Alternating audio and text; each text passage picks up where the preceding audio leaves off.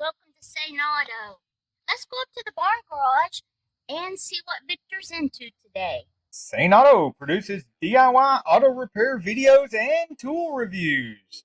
Hosted by retired ASE certified master mechanic Victor Sane. And he's a cutie pie too. Today I'm installing a brand new hub bearing on the rear of a 2010 Toyota Prius.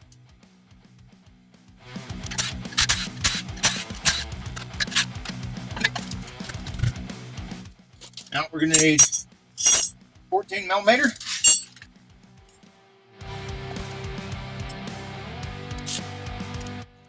And I'm going after the bolts on the caliper bracket, not the caliper itself.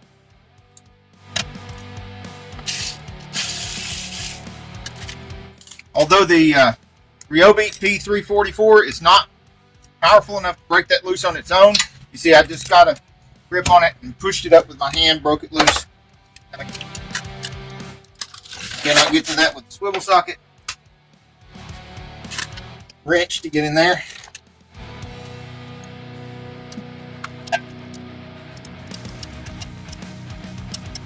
It's a Gear Wrench brand ratchet wrench, 14 millimeter.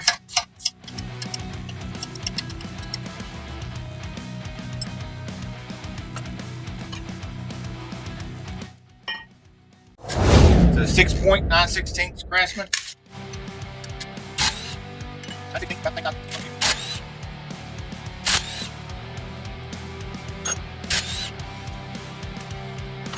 You can reach back there and take the anti-lock brake connector loose, but they usually have enough room.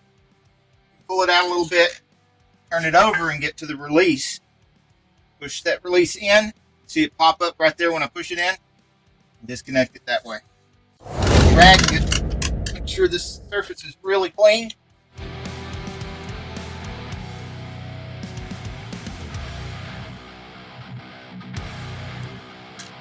Same thing with the front and rear of the backing plate.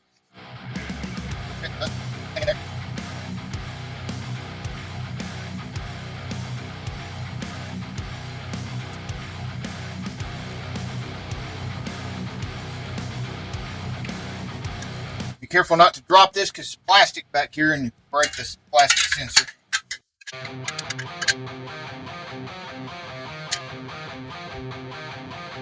Plug the sensor in.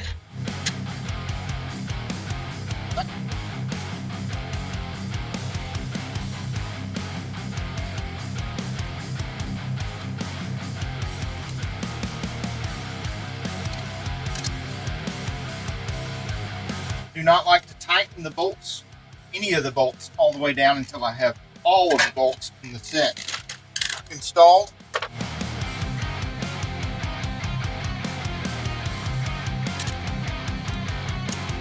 If there are any parts or supplies or tools that I use that I do not have convenient links in the description of the video, please let me know so I can correct that and get you some links down there so you can find what you need. It does not mean that I am encouraging you to do any work on cars. Matter of fact, I would warn you, do any work on vehicles, you'd end up burnt, bruised, and bleeding just like me. Do it only at your own risk. Hopefully you got accident insurance or health insurance to protect you. If you do, get a breaker bar so I can feel how tight those are. Yep.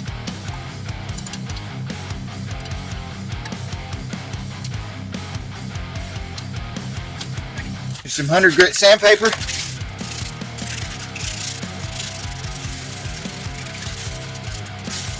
Okay, get rid of that corrosion off the side of the wheel. See where the corrosion was deposited on the rotor.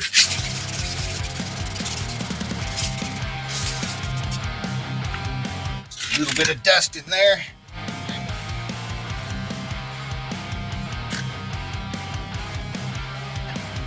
going to prevent that from happening again. So, have the space between the wheel and rotor. We have the space between the rotor the hub. You don't want this anti-seize to be too thick. You don't want it to interfere with how straight the wheel rotor runs. It's a very thin layer of it. Don't any piece of trash or anything stuck to it either.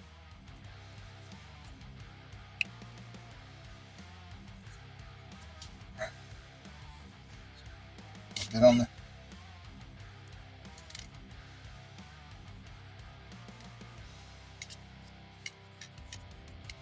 You can either put that on the face of the hub itself or right here on the rotor. It's going to transfer one to the other.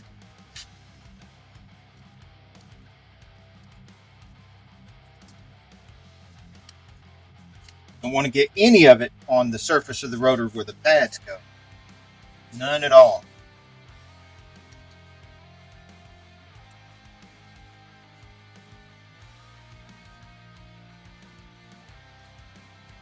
Going to have any extra, just go right there in the center.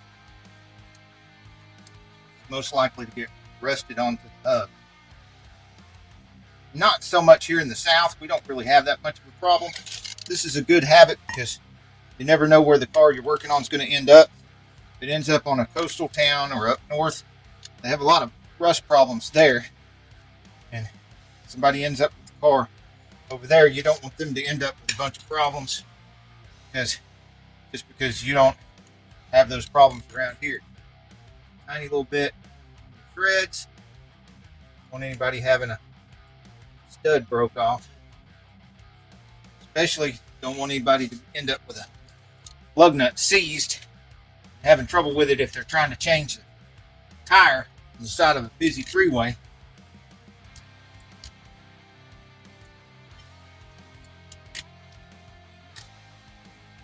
Might be a little thick there. Just get that off.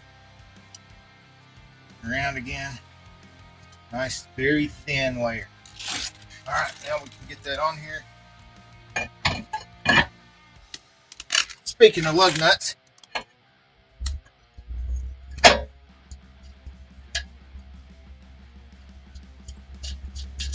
this one wants to be our friend and help us out, so we're going to let that lug nut be our friend and help us out.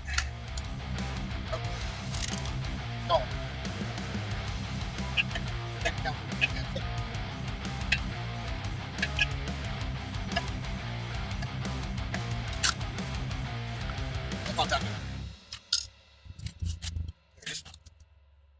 These are bolts that hold the caliper bracket on.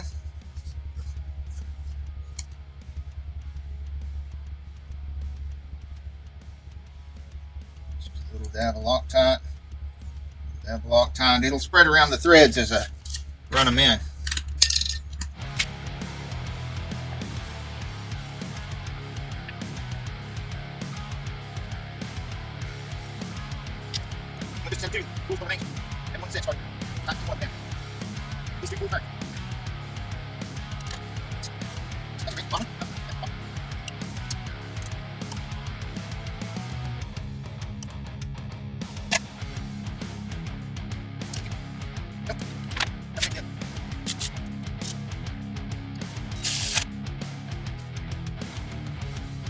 It's tight enough for the wrench.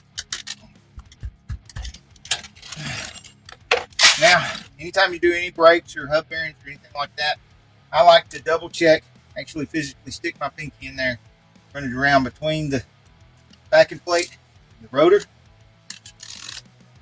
Make sure there's gap all the way around.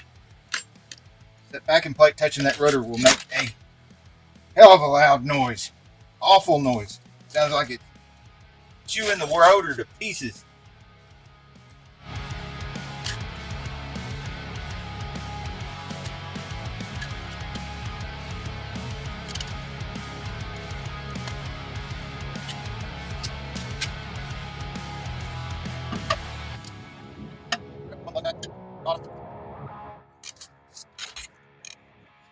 I like to get it started really good down in there because these lug nuts have a shoulder on them.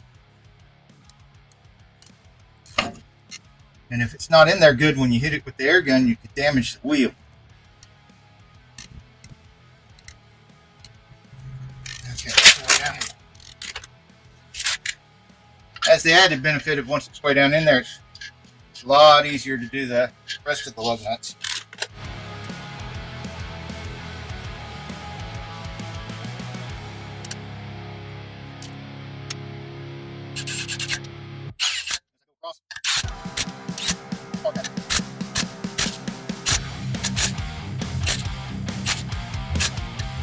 I don't sit there and hammer down on them with this big Milwaukee fuel because it's just too powerful for that.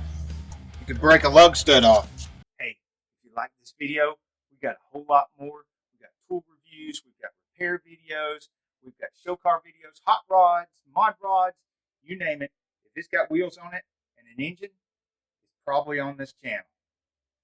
So subscribe, like, and binge watch Sane Auto. Binge watch Sane Auto.